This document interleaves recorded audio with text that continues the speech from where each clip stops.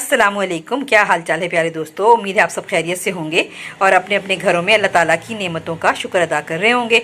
अच्छा, आपको पता है जैसे कि गर्मी की आमद क्या गर्मी आ ही चुकी है और आंधियों का भी सीज़न है और कच्चे आम भी आ रहे हैं मार्केट में, जो कि अचार और चटनियों में काम आते हैं। तो इसी तरह आज हमारे घर में भी बहुत अच्छे और कच्चे आम आए हैं, तो आज हम इसकी चटनी बनाने लगे हैं। तो सोचा आपसे शेयर करते हैं। तो चलिए फिर मैं आपको बताती हूँ मैं अपने घर में कच्चे आम की जो खट्टी मीठी चटनी है वो कैसे बनाती हूँ। ये देखिए आम जो है ये बहुत ही अच्छा वाला ये कलमी आम है। इसकी गुठली जो होती है वो पतली होती है और इसमें गूदा ज़्यादा होता है। देखने कितनी अच्छी नस्ल का ये आम है और हमेशा चटनी के लिए इसी तरह का आम लेना चाहिए। माशाल्लाह, ये देखें, ये छिलके इस तरह की कुछ शक्ल बनी है। ये आप देख सकते हैं, ये 2 किलो आम थे जो ये कटने के बाद ये आपके सामने ही है। तकरीबन ये अभी हमारे पास आ गए हैं, ये 1.5 किलो के करीब हमारे पास आम आ गए हैं हमारे पास छिलके और गुठली निकलने के बाद, बल्कि 1.5 किलो से ये कुछ कम ही है। इसमें मैं चीनी डाल रही हूँ और चीनी इसमें तकरीबन बराबर ही की पड़ती है, यानी जितने आम उतनी चीनी। 1/4 कप इसमें हम सिरका डालेंगे और बस इसको हम 2 से 3 घंटे के लिए रख देंगे। ये आम अपना पानी जो छोड़ेंगे उसी पानी में फिर मैं इसको पकाऊंगी। देख सकते हैं 2 से 3 घंटे के लिए मैंने इसे ढक कर रख दिया है।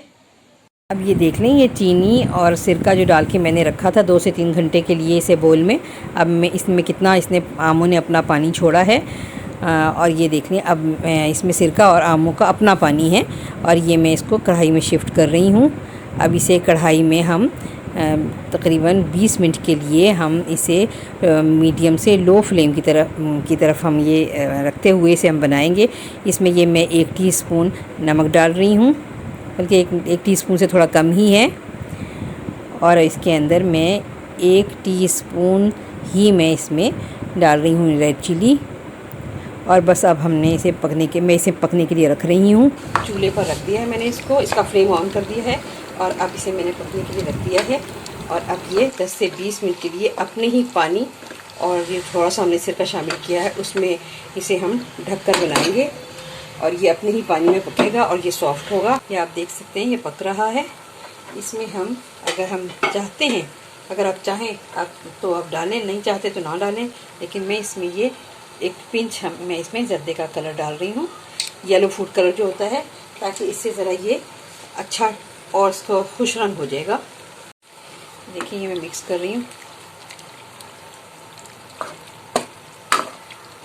ये माशाल्लाह से बहुत अच्छा बन रहा है।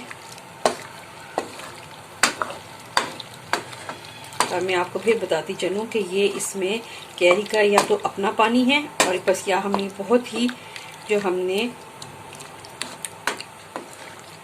सिरका डाला था बस वो है। इसके अंदर मज़ीद इसमें और कोई ऐसी चीज़ नहीं है। हमने पानी बिल्कुल नहीं डाला इसमें। ये कैरी अपने ही पानी में पक रही है, इसने अपना ही पानी छोड़ा है हमने इसमें। ये आप देख सकते हैं कि कितना खूबसूरत ये बनने की तरफ आ गया है। और इसको हमने ढककर क्योंकि पकाया है 20 से 25 मिनट, तो ये देखें अच्छा खासा ये घुल भी गया है। और मैंने पीसीस भी ज़रा छोटे छोटे रखे थे ताकि खाने में आसानी हो।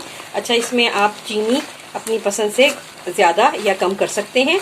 और अब मैं इसके नीचे फ्लेम ऑफ करने लगी हूँ क्योंकि ये ऑलमोस्ट पक गया है। ये जो अभी आपको हमें ये इस तरह सा नज़र आ रहा है, ये पकने के बाद ये और ज़्यादा जो है ये गाढ़ा हो जाएगा। क्योंकि ये मैंने 1 टीस्पून भर के लिए सौंफ, जिसको मैंने दरदरा सा कूट लिया है। और ये मैंने 1 टीस्पून ही मेरे पास जीरा लिया था, जिसको मैंने हाफ तो ये देखें ऐसे रखा है और हाफ को मैंने ये थोड़ा सा कूट लिया है। और इसी तरह ये मेरे पास हाफ टीस्पून कलौंजी और ये मेथी दाना है जो मैं सब इसमें डालने लगी हूँ। ये देखें अब मैं इसमें डाल रही हूँ। बहुत ही प्यारी खुशबू आ रही है। अब ये मैं डालने लगी हूँ इसमें। अब बस ये ज़रा सा इसमें थोड़ा सा 2 मिनट 3 मिनट पर इसमें पकाऊंगी और बस इसके बाद ये चटनी हमारी तैयार है। जब ये चटनी ठंडी हो जाएगी, अच्छा इसकी कंसिस्टेंसी देख लें कि मैं इसको इस तरह का रखूँगी। ये देखें, क्योंकि ये चटनी जो है ये ठंडी होने के बाद और गाढ़े की तरफ जाएगी, गाढ़ी हो जाएगी थोड़ी सी, तो इसलिए बस हम इसी स्टेज पर इसको बस ज़रा सा बस 1-2 मिनट पकाती हूँ बस इसको। और उसके बाद मैं चूल्हा बंद करके ठंडा करके फिर मैं आपको दिखाती हूँ। ये बस मैंने 1 मिनट पकाया है और उसके बाद मैंने अब ये फ्लेम इसके नीचे ऑफ कर दिया है और बस अब ये ठंडी होती है फिर मैं आपको दिखाती हूँ। ये देख लें, इसकी कंसिस्टेंसी मैं बार बार इसलिए दिखा रही हूँ ताकि ये इससे ज़्यादा और गाढ़ी नहीं करनी, क्योंकि ये ठंडी होने के बाद और गाढ़ी होगी।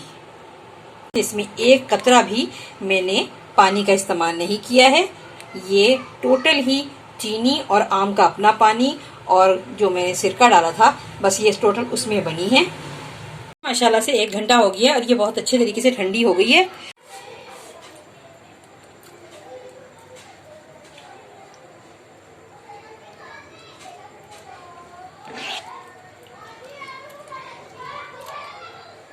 ये देखिए, ये इतनी अच्छी चटनी बनी है और बहुत कम खर्च में इतनी अच्छी चटनी बन गई है।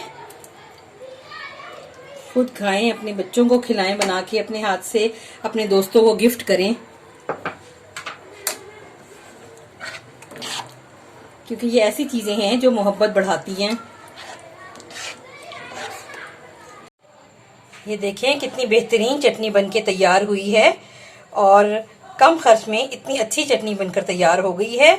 और ये चटनी इतनी टेस्टी है कि इसे जिस टाइम मर्जी आप खा सकते हैं। नाश्ते में भी ले सकते हैं, अगर कुछ समझ ना आ रही हो स्लाइस पे भी लगाकर खा सकते हैं इसको, और पराठे के साथ और देसी घी की रोटी के साथ, इवन सादी रोटी के साथ आप बना के खा सकते हैं।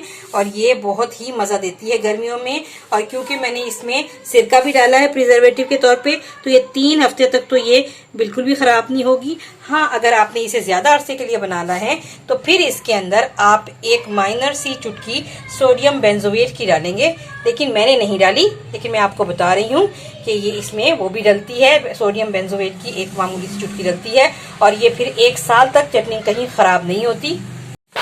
उम्मीद करती हूँ मेरी इस तरीके से बनाई हुई चटनी आपको पसंद आएगी। और अगर आपको पसंद आए तो आप मेरे चैनल को लाइक करें, सब्सक्राइब करें, शेयर करें। मिलती हूँ फिर किसी और वीडियो के साथ। अल्लाह हाफिज़।